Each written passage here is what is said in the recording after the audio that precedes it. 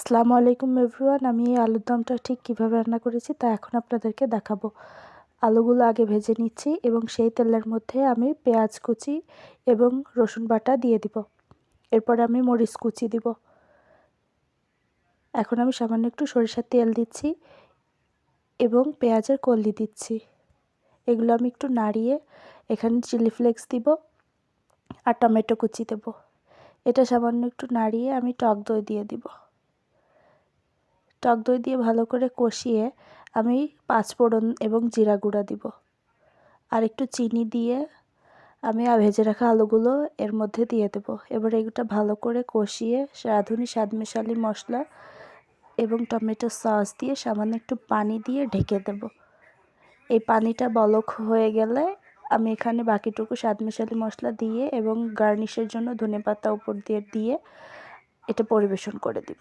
আল্লাহ হাফেজ।